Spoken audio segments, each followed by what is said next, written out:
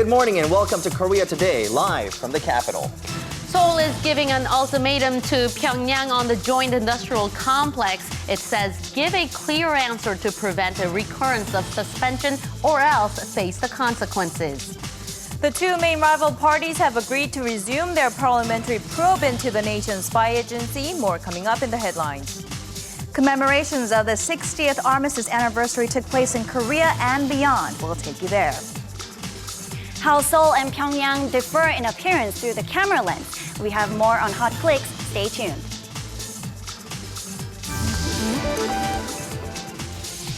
Looking back but facing forward, Korea Today meets former Philippine president and Korean War veteran Fidel Ramos as he tells true tales of Korea's rise from the ashes. Night and sports combined. Have you heard of the word naports? More people are heading outdoors at night not only to work out, but enjoy a different sort of nightlife. On Monday, July 29th, 2013. From Arirang News, this is Korea Today.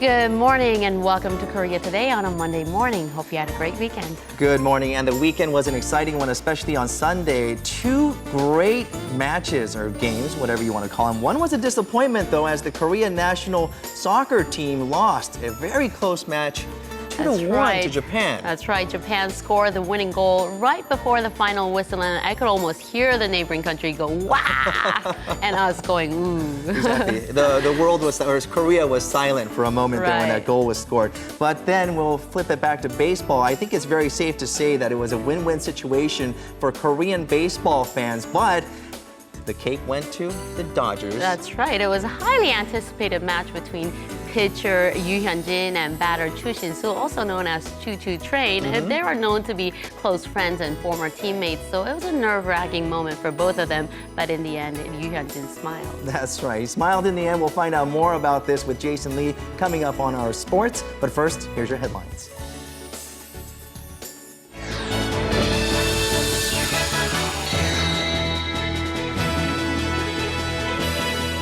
Nonchalant is how South Korea's unification minister described North Korea's attitude in the 6 rounds of working-level talks aimed at resuming operation of the inner Korean Kaesong industrial complex, an attitude it also had towards creating safeguards against sudden future closures.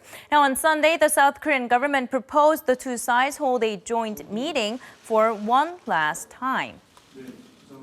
If unilateral decisions are made again on unreasonable grounds, resulting, for example, in entry restrictions and withdrawal of workers, then our companies will be gravely damaged. North Korea must give a clear answer on how to prevent this from reoccurring.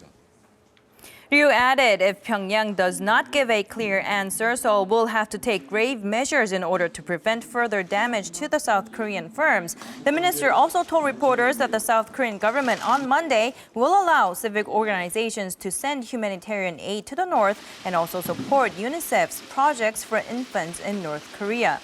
He emphasized this is in line with Seoul's stance of handling humanitarian aid separately from political issues. Ruling and opposition party lawmakers have managed to narrow their differences on how to continue their parliamentary probe into the nation's spy agency's alleged meddling in last year's presidential election.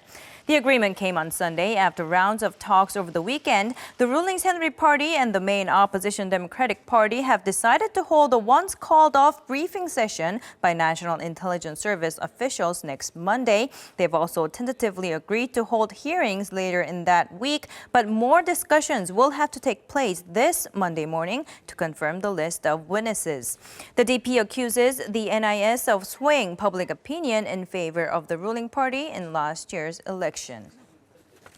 A team of U.S. officials arrived in Korea late Sunday to continue its investigation into Asiana Airlines crash landing at San Francisco International Airport. I'm here with a portion of my team of technical experts to continue the fact-gathering stage of our research into the accident. Please, all other questions to Public Affairs in Washington. No questions here, please. Now, the team, composed of 10 officials from the U.S. National Transportation Safety Board as well as Federal Aviation Administration, will start their probe on Monday and continue through next Wednesday. The investigators are scheduled to visit the Asiana Airlines headquarters during that time and look into details such as flight maintenance and pilot training programs. The Asiana jet crashed on July 6 when its tail hit a seawall while landing in San Francisco, killing 3 and injuring more than 180 people. Former Cuban leader Fidel Castro says enemies of Cuba have tried to manipulate the case of the North Korean-flagged ship Cheongcheongang seized by Panama. Citing a letter written by the retired leader and released by Cuba's state media on Sunday, the Associated Press reports that Castro said allegations Cuba was trying to defy UN sanctions against Pyongyang was a slanderous scheme. In the letter, he also reaffirmed Havana's opposition to nuclear weapons. This comes after Panama earlier this month announced it had discovered undeclared military equipment on the North Korean freighter that was on its way home from Cuba. The Cuban government has stated that the equipment is obsolete defensive weaponry dating from the Soviet era that was being sent to Pyongyang for repairs.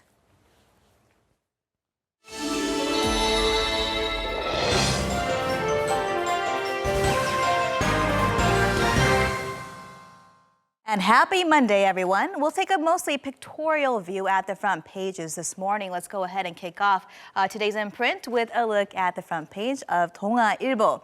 Now, its headlining image captures a stark contrast in how young people in the two Koreas spent their weekends. The image title reads, 60 Years of Cold Peace. Oh, youth, let us sing for reunification. Now, the picture on the left shows a group of South Korean college students attending a peace forum at Camp Greaves, located just 2 kilometers from the demilitarized zone. They're reported to have sung of peace and reunification to mark the otherwise somber anniversary in South Korea. Whereas in the North, which views the Armistice anniversary as the day it won the war, young female soldiers marched in perfect rhythm. The insert, meanwhile, shows that their shoelaces were tied around their feet to ensure that they don't become loose during this ceremony. Meanwhile, we'll go ahead and take a look at 조선일보's front page image now. It takes us to the United States, and the title reads, Washington's 60 Years of Armistice Memorial, first time sitting U.S. president attends. And U.S. President Barack Obama is captured here walking alongside Seoul's chairman of the Joint Chiefs of Staff, Chung Sung-jo, and President Park Geun-hye's special envoy, Kim Jang-hoon, at the Korean War Veterans Memorial on the National Mall. Now, President Obama told his audience of veterans and their families that it can be said with confidence that the Korean War was no tie, but a victory, citing South Korea's vibrant democracy and dynamic economy against the repression and the poverty of the South. He told the veterans in attendance that victory was their legacy. Poverty of the North, you mean? That's right. And President Obama said 안녕하세요 with a perfect pronunciation in the opening. He did, didn't he? I Right. heard that as well. I was like, wow, he must have really practiced. It was great. Well, we'll go ahead and switch gears now and take a look at 중앙일보's front page image, which has a decidedly different feel. We've told you about the tough job prospects for the unemployed here in Korea, but the title reads, this is not a job fair, but yesterday's outbound vacationers who numbered at more than 70,000. Indeed, this is a shot of the international departure gate at Incheon International Airport on Sunday morning, in what looks like hundreds of travelers are queued to get through security. Marking the official start of the holiday season, the caption says the airport saw some 73,000 travelers fly out of the airport yesterday, and that projections place Wednesday, the 31st, as the peak travel day this summer, with a projected 74,800 expected to pass through. So certainly, if you are flying out on that day, leave with plenty of time. And taking a look at Gyeongyang Shinmun, it has a picture of a Sunday baseball game at the Dodger Stadium in Los Angeles. The game, as you heard, attracted particularly more attention given that it was Yoo Hyun-jin and Choo Shin-soo's first face-off. We'll leave the details of that game to our sports guy Jason Lee, who is, of course, coming up very soon later on in the show. And finally, let's take a look at our business newspaper for today. The Korea Economic Daily has an analysis of second quarter business performance for 45 companies under the umbrella of Korea's top 20 groups. Headline reads, "Without smartphones and semiconductors, negative growth." And the article goes on to say that while sales figures did rise 4.4% and operating profits did rise 19.4% year on year, when you take out the Samsung Electronics and semiconductor company SK Hynix's performances, those numbers actually do take the remaining 43 companies to negative growth territory, as the graph shows in sales and operating profits. The article also notes of concern the growing dependence on Samsung Electronics, as it made up 46.8%. That's nearly half of the 45 companies' operating profits in the second quarter. That is from 37.9% the same time last year. Sales figures also grew from 20.5% to 23.7%. And with that, we'll wrap your look at what's in print on this Monday. Next up are your closing numbers from Friday's market action.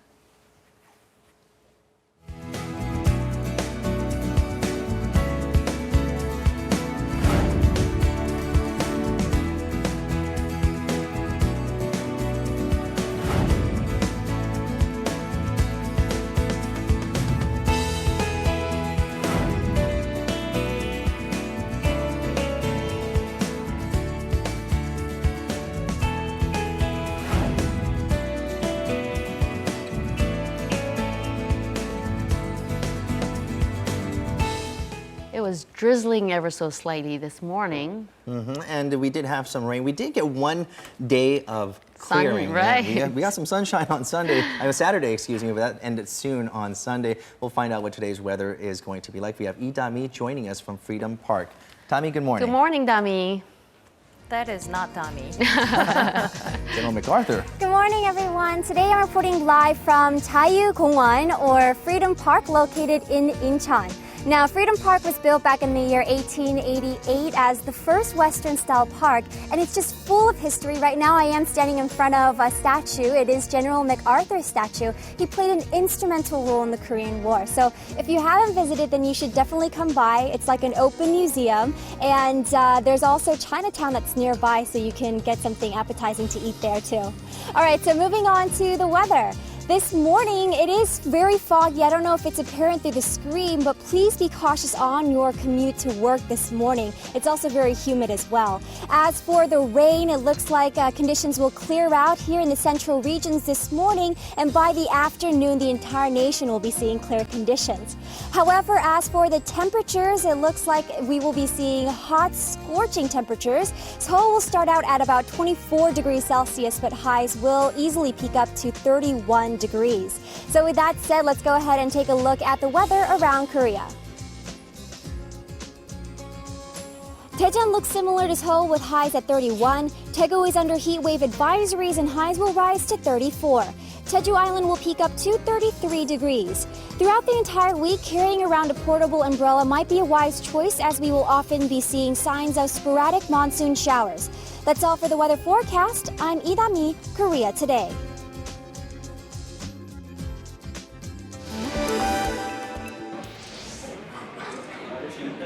A commemorative ceremony took place at the National Library of Korea for a Korean version of a book depicting stories told by Norwegian Korean War veterans.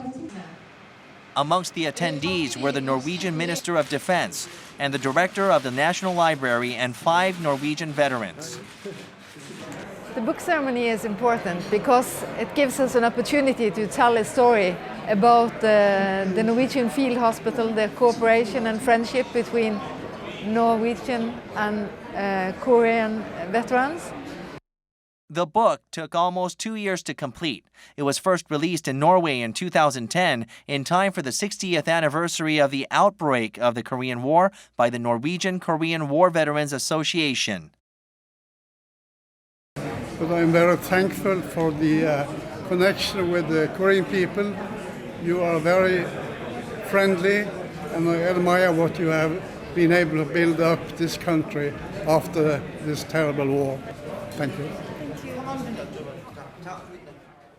And this is the actual original that was released in 2010, the real-life accounts of the Norwegian Mobile Army Surgical Hospital Unit. And this is the Korean publication that was released earlier. That's right. And this past Saturday marked the 60th anniversary of the Korean War Armistice Agreement. And because the war ended with an armistice agreement and not a peace treaty, the two Koreas are still technically at war. Let's find out how this armistice agreement came to be and what the meaning is behind it.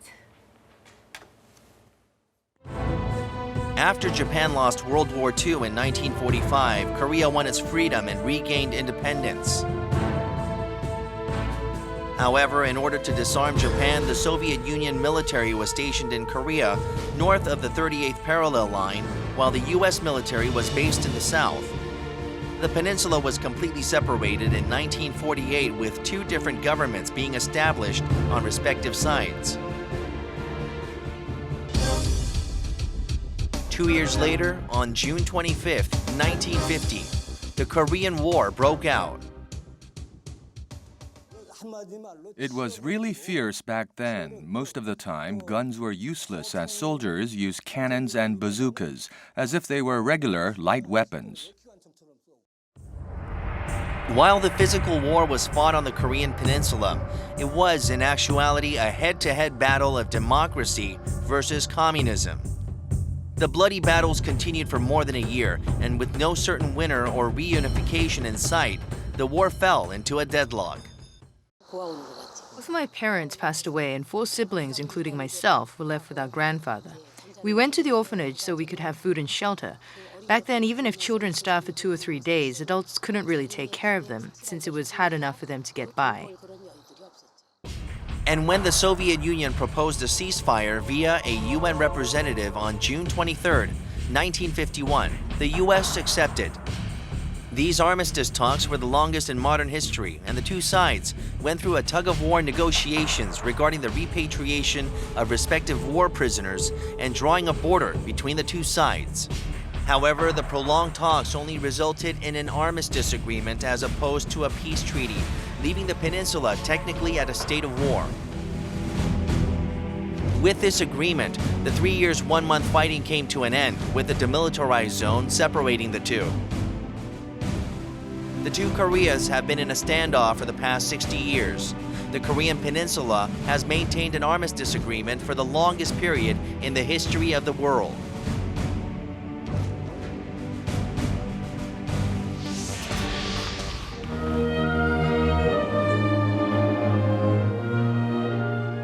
Torasan Station near the demilitarized zone is known for its beautiful scenery and captivating atmosphere. A very special concert was held here, the last railway stop in South Korea before entering North Korea. Some 60 famous musicians and artists from around the world, including Italian classical conductor Francesco Laviccia and soprano Shin Young-ho, participated in this concert to commemorate the 60th anniversary of the Korean War Armistice Agreement. The concert was memorable for the renowned artists who took part from the 21 UN Allied Forces countries and Korea. If people gathered in Korea 63 years ago with guns in their hands, this time they come with touching music and musical instruments and sang for peace on the Korean peninsula.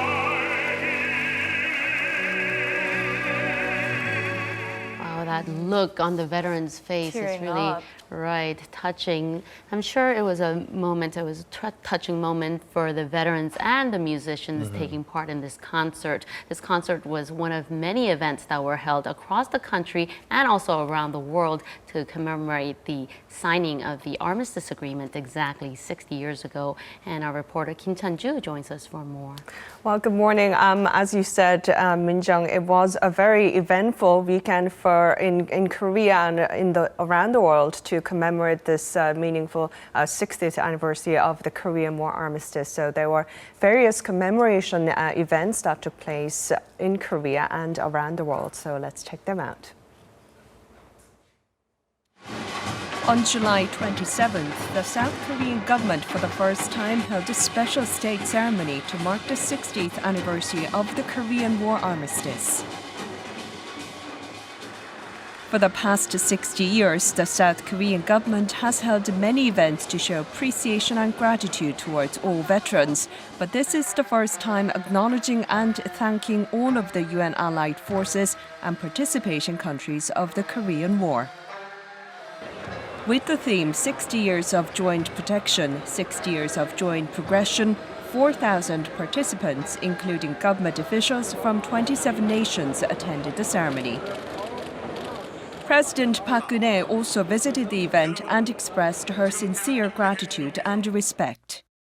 오늘 우리는 유엔군 참전과 정전 60주년을 기념하기 위해 이 자리에 모였습니다. 대한민국을 수호하기 위해 생명을 바친 17만 8천여 명의 전사자들과 55만 5천여 명의 부상자들의 숭고한 희생과 헌신에 경의를 표하며 모든 참전용사 여러분께도 깊은 감사를 드립니다. All the countries of the world that we help, we were fortunate to help. Korea is the only country that has ever done something like this, and we appreciate that very much. There were different commemorative celebrations taking place in the 21 Korean War participating countries as well. In the U.S., a special ceremony was held to commemorate the 60th anniversary of the armistice at the Korean War Veterans Memorial in Washington, D.C. President Barack Obama and the South Korean government delegation and U.S. Korean War veterans attended the ceremony. This was the first time a U.S. sitting president participated in such an event, and during his congratulatory speech, President Barack Obama declared that the Korean War victory belonged to South Korea. When 50 million South Koreans live in freedom, a vibrant democracy, one of the world's most dynamic economies, in stark contrast to the repression and poverty of the North, that is a victory and that is your legacy.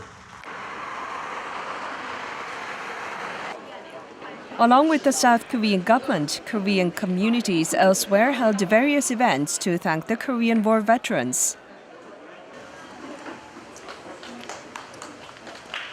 The Korean American Federation of Los Angeles brought in some 60 South Korean students to thank the American veterans.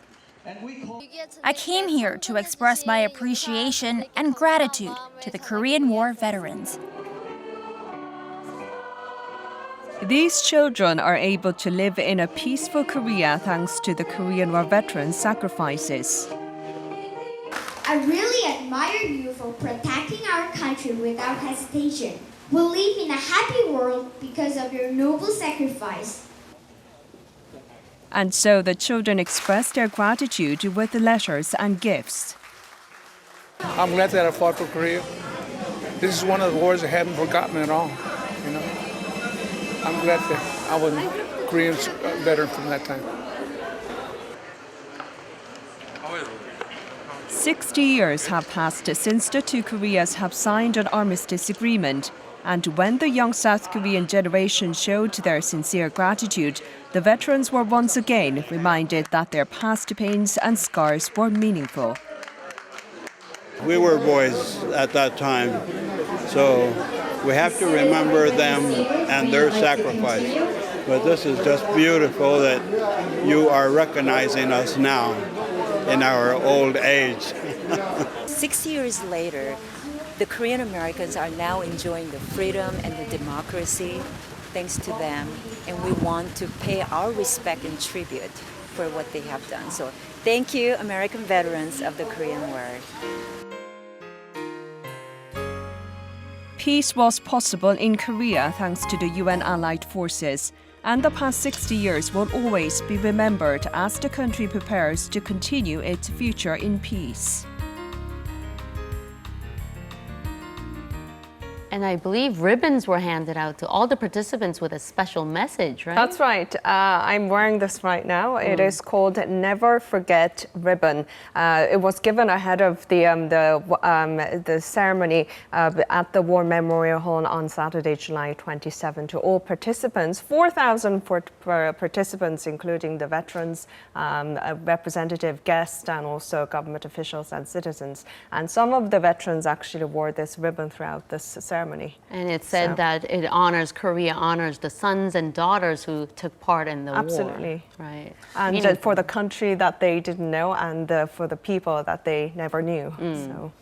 Now, Chunju, in the past, there haven't been the scale of all the commemorations that took place here in Korea as well as around the world. It's unprecedented. In the past, this wasn't the case. Why, aside from the fact that it is the 60th year of the signing of the armistice, why did the government decide to have so many of these all at once? I think probably the biggest reason is South Korea recently announced the UN forces participation Day as July 27th. They designated that special day, and they promised to maintain the close and cordial relationship with the UN allied forces. And it is, in fact, many UN allied forces nations are putting much emphasis, and they put much focus on the day of the signing the Armistice Agreement. As opposed to the start of the war, right? Exactly. Right, and the most meaningful message perhaps for these memorial services would be to be able for the South Korean government, not only the South Korean government, but also the participating countries to revisit the meanings of the Korean War. Absolutely. I think after 6 years, it is great to see that many nations that participate in Korean War are commemorating this day, the Armistice Agreement Day. And it is, of course, we saw in my report that the President Barack Obama noting that the victory of Korean War belongs to South Korea. So I think that that remark is very significant. And as we saw, the average age of Korean War veterans are about 83, which means that there might be a few left to remember what really happened during the war. So I think it is great that this year's event highlighted the efforts to bring this peace and stability in the Korean Peninsula with the international community. And of course, I'm sure that Korea's constant display of appreciation and gratitude towards the UN allied forces and war heroes will, realize more people the significance and the importance of Korean War. All right, Chanju, thank you very much for this special report on the commemorative ceremonies that took place for July 27th. Thank you. All right, another one of the ceremonies and also concert celebrations that took place was held near the demilitarized zone, featuring Korean singer Kim Jang-hoon. Now, Korea boasts one of the fastest internet speeds as well, and we're going to talk all about this and more with Chun Sung-cho on our Hot Click segment.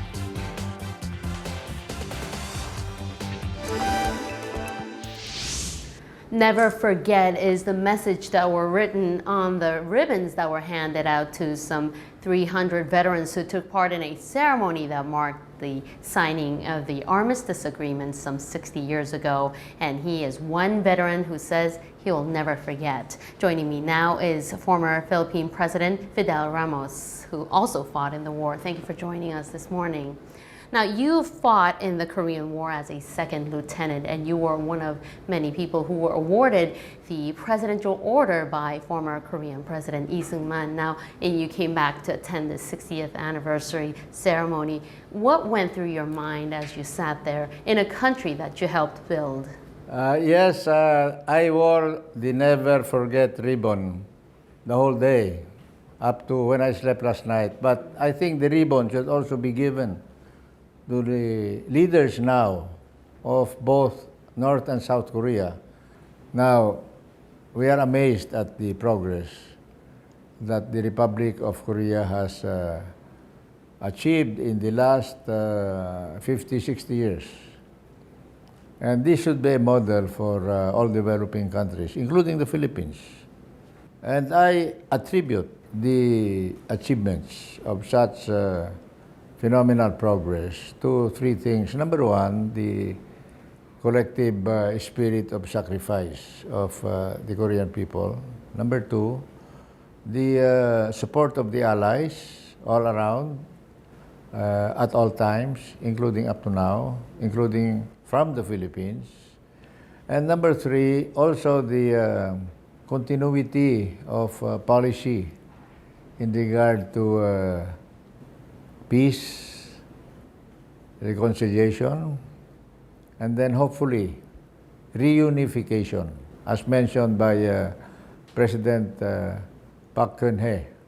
Philippine soldiers volunteered to take part in the war, and the Philippine government sent 5 combat battalions. Now, what kind of a country was Korea to the Philippines at the time, and how have the two countries developed their relationship over the decades? The two countries were in a similar state of just beginning as free nations. The Philippines gained its independence in July 1946, 1 year later than you did here. And so therefore we were just a struggling young democracy. But our people did not hesitate in responding to give assistance when South Korea was invaded. Happened to have just recovered from a very serious kidney operation in the U.S. I had only 1 kidney when I volunteered. I had also experienced some 6 to 10 months in the Philippines of fighting the communist insurgents. But anyway, we were happy to look for more action. I see. And speaking of action, if you will take us back to 1952 and the Battle of Hill Erie, I'm sure you have vivid memories of that battle. And please allow me to ask you to share your experience there. Hill Erie was a fortified position in the hands of the Chinese People's Volunteers. But since they had occupied that higher battlefield for many months, they were well prepared. And there were many attempts to advance and then eventually take over Hill Erie by other units. But it was our 20th BCT that succeeded in attacking, penetrating, and then occupying the position called Hill Erie. In the case of the last attempt, which was done by my reconnaissance platoon of maybe 40 men, we succeeded in overcoming the opposition there. There were many firefights. Many Chinese volunteers were killed. The estimate was maybe 26 to 28. But fortunately, our reconnaissance unit suffered not a single casualty. Wow. Not even a serious injury. Now, looking forward, you visited Daegu and you said you want Korea to maybe share its experience and its success story, especially when it comes to the Hemaul movement. Now, how can the two countries build on the ties and friendship that they've built from so many years back?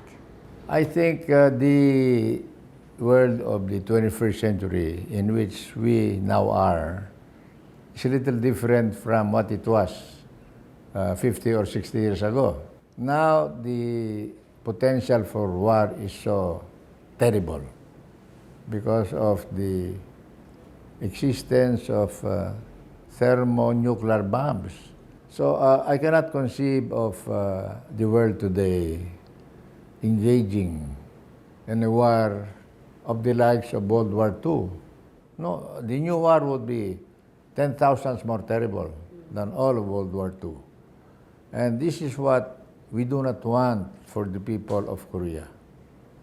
And my thought about all of that in relation to my country is that if there continues to be peace and eventually reconciliation in the Korean Peninsula, then the Philippines likewise would enjoy a period, hopefully a perpetual period of enduring peace, as well as sustainable development.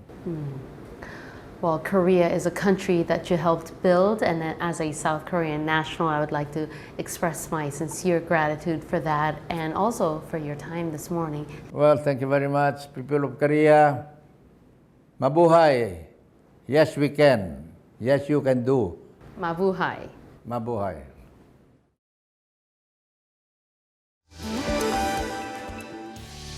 And still ahead on Korea today, the monsoon season is still lingering, but with the peak summer heat, more people are hitting the streets on clear nights to cool off and get some exercise. From Seoul's Cheonggye stream to lake in Gangwon province, we take you there.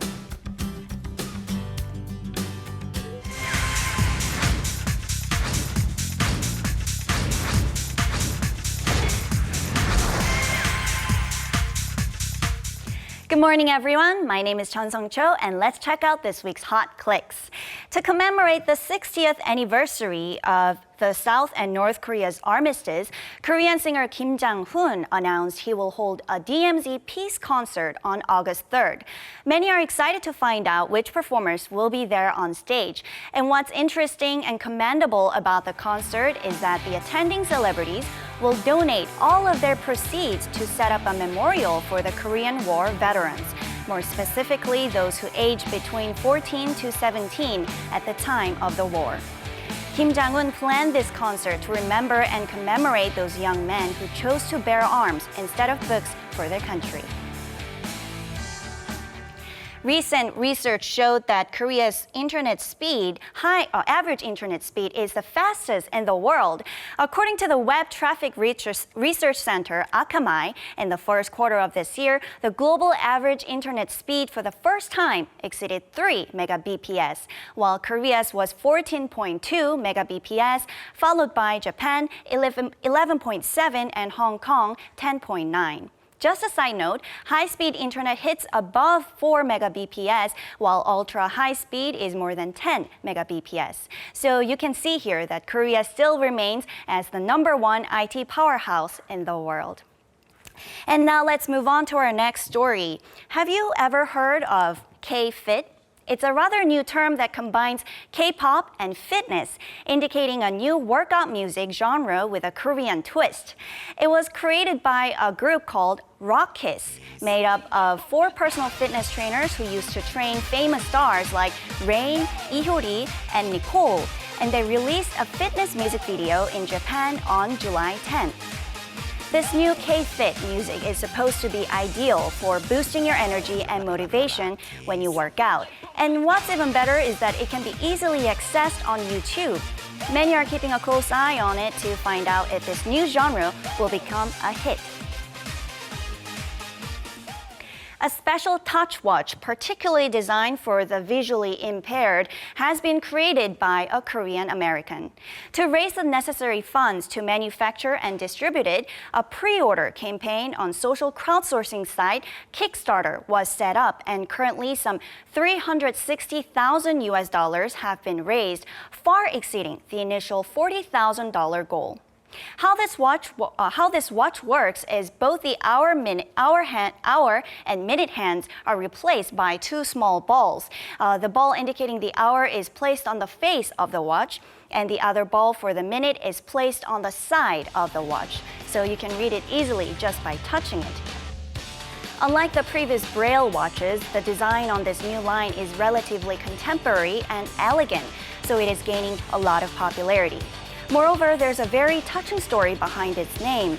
Bradley Snyder, a former U.S. naval officer who lost his sight during his service in Afghanistan, overcame his handicap by winning a gold medal in swimming at the 2012 Paralympics. And in order to commemorate his marvelous feat, the watch was named after him as the Bradley.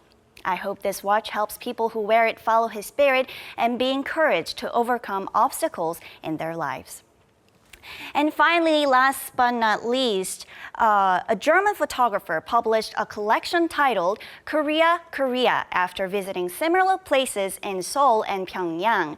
Freelance photographer and design professor at the University of Würzburg, Ditna Leisner initially wanted to find out similarities of the 2 Korea's capital cities.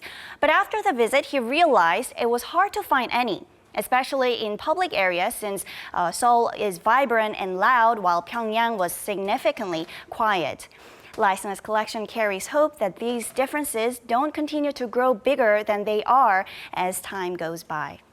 Now, I understand a minder basically keeps a close watch on the people and the visitors that are there in North Korea. I'm kind of surprised that he could get these candid shots over there.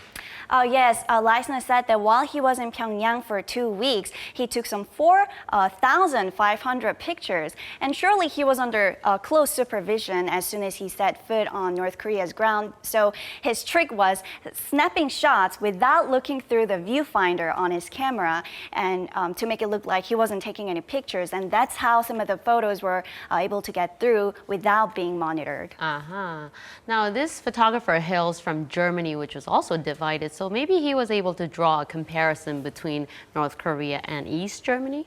Yes, Leisner also said that Pyongyang, unlike Seoul, had no color, very gray and dull, similar to East Germany before the unification. And also he pointed out a difference that East Germans were able to travel to other democratic nations while North Korean citizens are clearly unable to do so still. No similarities whatsoever? Nothing? From the photographer? Was he not able to find any similarities between Seoul and Pyongyang? Yes, Seoul and Pyongyang. He said that after looking at the people on the streets, he said North and South Koreans both like to take pictures and to smoke. And he also, very interesting. And he also said that while both cities are separated for the time being, he hopes to one day revisit to take pictures. And by the time it'll be hopefully a unified capital of Korea. And that's all I have for you on Hot Clicks today, and I'll see you next week.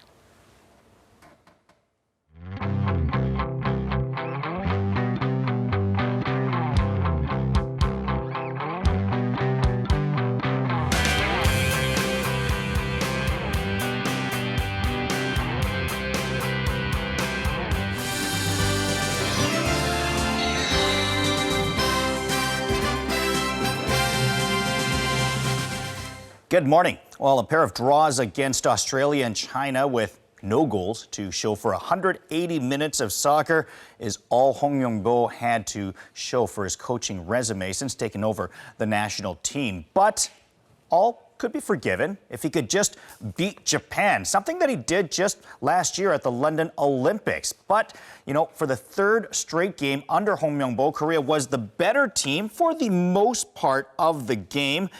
With better opportunities, but Korea made a horrible defensive gaffe in the 25th minute, leaving Yoichiro Kakatani with a clear-cut breakaway for a goal, which probably had Hong thinking about the number after 17. Just 7 minutes later, Yoon-il-look evened it up on a beautiful shot, making the most of his first opportunity with the national team. This one looked like it was going to be a draw, but a minute into injury time, Korea's defense made another brain fart, allowing Kakatani to score his second goal of the game, leaving Korea with the loss. 2-1 the final score in the game. And, although Korea only collects 2 points from 3 games, it should be noted that Korea really owned the play in each of the games, but simply failed to finish, perhaps pointing to a lack of domestic league talent up front. And it is also noteworthy that only 2 or 3 of the members of this team will probably end up starting for Korea at next year's World Cup, since the European-based players will be available at that time. Another silver lining saw Korea's women beat Japan 2-1 in their final game. That allowed North Korea to take the women's tournament. The win was Korea's lone victory, and it actually denies Japan their third straight title at the East Asian Cup. To baseball, when Choo Shin-soo was traded to the Reds and Ryu Hyun-jin signed with the Dodgers, July 28th had been circled on the calendars all across the peninsula in Korea. It was, of course, the day the two Koreans would show down against each other for the first time, and it would be in LA, where there are more Koreans than anywhere else in the world outside of Korea, of course. And there was no doubt that it would be a packed house at Chavez Ravine, as it was a hot ticket, but most of the sizzling at Dodger Stadium was provided by Ryu Hyun-jin's fastball, which clocked up to 95 miles per hour with regularity. On the menu for the day was strikeout after strikeout as Ryu Hyun-jin dominated the game, upstaging Chu Shin-soo, his visitor from Cincinnati. Ryu allowed just 2 hits over 7 innings, none of those to fellow Korean Chu Shin-soo, who was 0 for 3 in the game with a walk. Ryu struck out 9 while improving to 9-3 with the 4-1 victory. Well, the Samsung Lions were looking for their 3rd straight series sweep as they faced the Nexen Heroes in Daegu. The Lions were trying to make it 8 straight wins. Let's go see what happened in this game as we pick it up in the 3rd inning. Nexen jumps out to a 2-0 lead when Lee Taek-gun wraps his 2nd of 3 hits in the game, this one driving in Chang Gi-young. Now move on to the 7th, and Chang Gi-young tallies his 3rd hit as well. That would give Nexen a 5-1 lead. They would hang on to win at 5-2 as Samsung's winning streak is over. Meanwhile, 2nd place LG were looking to close the gap on Samsung to a 1.5 games as they took on Doosan in the Battle of Seoul in the 3rd. Chung Hee-yoon to left center. That would score Lee Jin-young all the way from 1st. Chung would later score in the inning as well, making it 2-0 for LG. But Doosan would have their own rally in the 3rd.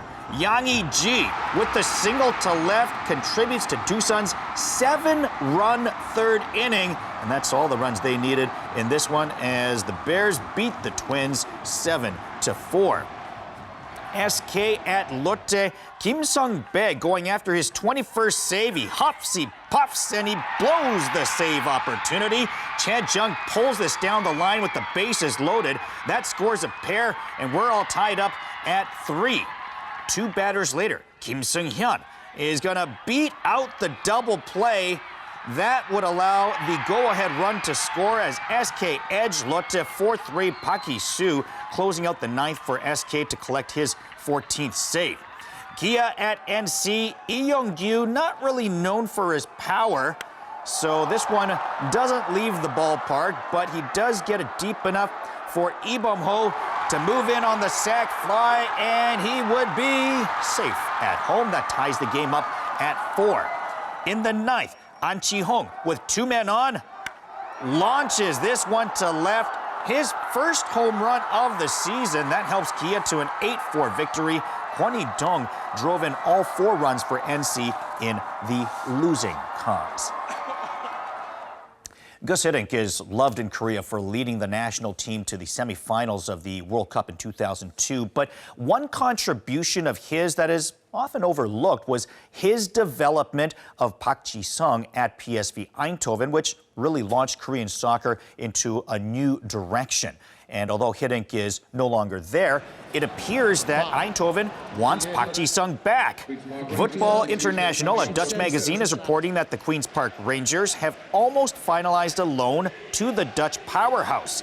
Park Ji-sung was scheduled to undergo a physical with the Dutch side yesterday. If all goes as planned, we can expect the news to hit that he will be back with PSV. And that is your look at sports. Remember to eat healthy and get some exercise today.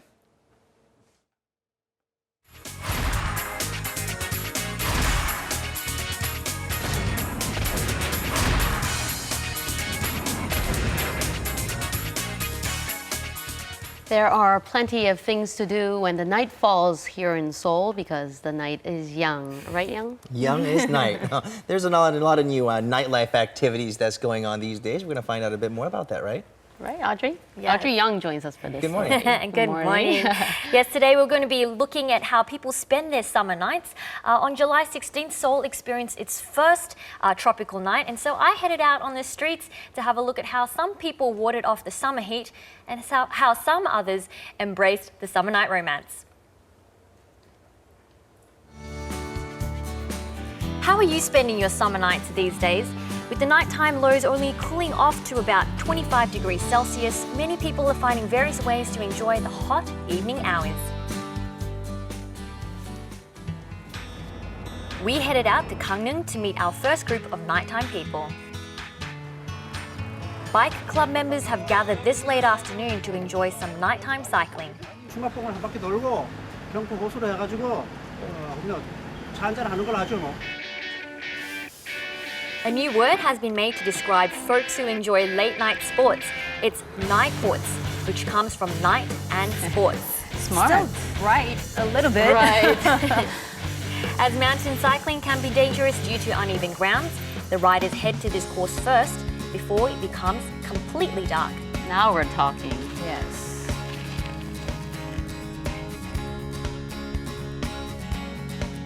So what encouraged them to start nighttime cycling? I like to cycle in the night because we can go faster and the breezes are much cooler. Just like the name, Gyeongpo Lake describes a mirror-like clean water surface. The view of tonight's final destination is just as crisp and clear. 오늘 라이딩 즐거웠습니다. 수고하셨습니다. Powerade cheers. Healthy drinks too. It was a long few hours of cycling, but none of them looked tired, but actually refreshed. I get the thrill that I normally wouldn't experience on the weekdays, and it's great to enjoy the night view while cycling late. Instead of sports, there are other ways to enjoy the hot summer night too. Music is a perfect combination with night hours. And so, the Suwon Cultural Foundation is hosting various concerts from July to August. And the beautiful scenery of the ancient palace is a great plus. Various choir groups, as well as police PR groups and Korean indie bands perform at these concerts. And thanks to diverse participants, no matter their age or gender, they can all enjoy the concert. We hosted a concert for people to come out and enjoy the performances and forget about the heat. My family really likes music, so we are glad there's a concert nearby our neighborhood. There's a similar city-run summer festival in Seoul called the Han River Happiness for All project.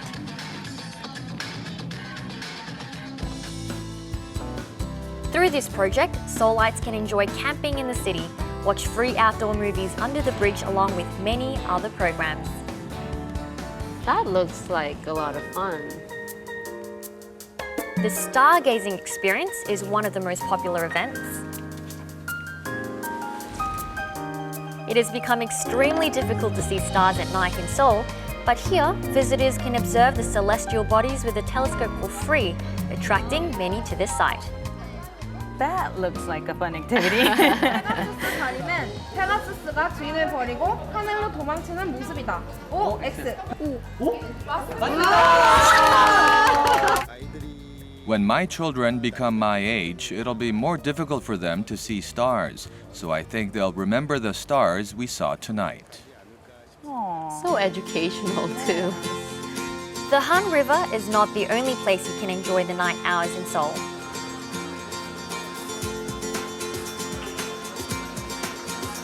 With soft, colorful lights and the soothing performances of various musicians, Cheonggye Stream has become a romantic place to be in the capital city. So naturally, many office workers and couples come here during their off hours. What a great place for people to come and hang out at night, listen to the swooshing waters, and enjoy each other's company, and even some music. So this is a special Arirang performance. Unfortunately, there was people no... are taking pictures. This was for free too. Yeah, but not by choice. I feel kind of bad for them, actually. Very nice. Let's listen. I'm free to be me. Speak up right from there and continue on. Can you finish the song, please? There was one negative to that live music performance, though. I wish there was an auto-tuner right beside me, so people can actually enjoy the night.